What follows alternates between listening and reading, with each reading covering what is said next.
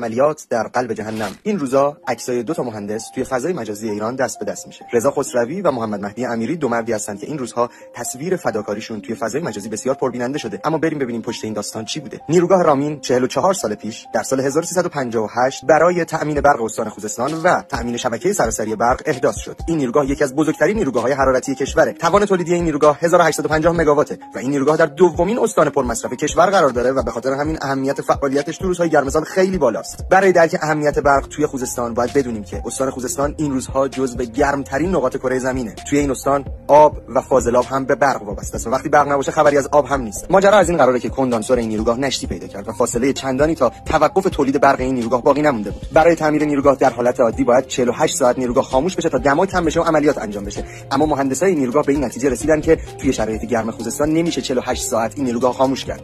48 ساعت خاموش شدن نیروگاه یعنی خاموشی بخش بزرگی از شهرهای استان خوزستان در گرمترین ماه‌های سال. برای همین مهندسا تصمیم گرفتن در حالتی که نیروگاه فعال و داره کار میکنه برن و کندانسور رو تعمیر کنن، اون هم در دمای بالای 85 درجه و رطوبت بالای 95%. عملیات تعمیر این نیروگاه 18 ساعت مداوم طول کشید تا برق خوزستان پایدار بمونه. ما هم به نوبه خودمون درود میفرستیم به این قهرمانان ایرانی و باید بدونیم توقع این عزیزان از ما مردم اینه که مصرفمون رو در ساعات پیک مصرف کاهش بدیم و از لوازم پرمصرف در اون ساعات استفاده نکنیم.